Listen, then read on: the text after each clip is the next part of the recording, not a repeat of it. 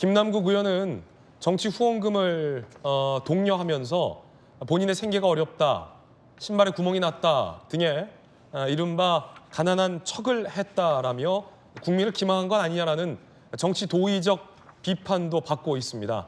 그런데 금융위의 자료를 토대로 김남국 의원이 지금 보유하고 있다는 가상화폐 자산 규모를 비교해 봤을 때 국내에서 상위 0.02%에 속한다는 지적도 나왔습니다. 금융위가 2022 하반기 가상자산 사업자 실태조사 결과를 발표했는데 10억 이상 가상자산을 보유한 국민은 0.02%, 900명밖에 되지 않는다는 겁니다.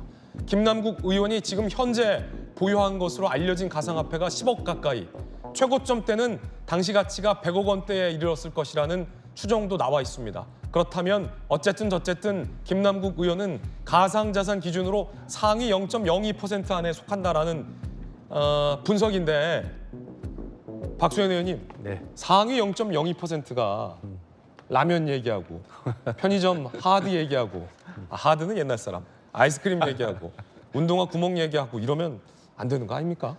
그러니까 특히 이제 이 가상 자산 이 투자를 해서 굉장히 그 많은 피해를 본 특히 젊은 층들 2030 정말 많은 그 고통들이 있는 와중에 바로 이런 일이 일어났고 또 김남국 의원의 그런 어떤 본인이 말한 사정과 성실한 국회 활동 또 이런 것들을 통해서 많은 분들이 또 응원도 하고 후원도 하지 않았어요. 그런 것들 때문에 사실 국민적 공분이 훨씬 더 큰 것이고 청년층들에게 느끼는 어떤 상실감이나 분노가 더 큰 것이죠. 저는 그 민주당의 진상조사단이 이제 늦지만 발족을 했는데 김남국 의원이 지금 우리가 이야기한 대로 성실하게 자기가 그 안에서 해명했어야 될 부분들이 몇 가지가 있는데 그중에 예를 들어서 뭐 거래 내역이든지 언제 무슨 뭐 고점 저점 이런 자세한 자료야 나중에 하더라도 우선 거기서 인정한 것이 김남국 의원이 어쩔 수 없이 밝혀진 상임위가 개최되는 동안에 코인 거래를 했다는 그렇죠. 것은 인정을 했어요. 자, 그렇다면 지금 우리가 지금 일반적으로 이야기하는 대로 뭐 자금의 출처는 애초에 무엇이었다라든가 그 민주당의 진상조사단에서 본인이 쉽게 인정하고 해명했어야 될 부분들은 몇 개 있다고 생각을 해요. 그런데 그런 것도 전혀 당에서 이야기를 하지 않고 탈당을 한 것이란 말이에요. 그래서 결과적으로는 당에도 이야기하지 못할 그런 어떤 내용들이 있기 때문에 탈당한 것이 아니냐라고 하는 의혹을 지금 계속 받고 있는 것 아닙니까?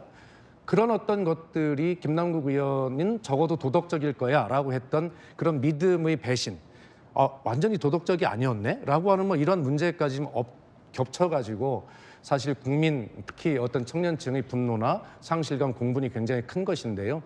뭐 이런 측면에서 보면 저는 한편으로는 이런 가상자산에 대한 제도가 미비하거나 불비한 상황 속에서 누구든지 무엇을 하기 위해서 노력을 뭐 하는 것 그 자체를 뭐 비난하고 싶은 생각은 없는데 김남국 의원이 어떻게 해서 본인이 0.02% 안에 들 수 있는가라고 하는 이 부분에 대해서 민주당의 진상조사단에서 적어도 좀 러프하게나마 좀 해명할 수 있는 부분이 있었어야 된다고 생각하는데 그것마저도 이야기를 안 하고 탈당한 부분이 저는 이러한 어떤 의혹을 더 키우고 김남국 의원의 어떤 설명이나 논리를 궁색하게 만들고 있다. 이런 생각이 듭니다.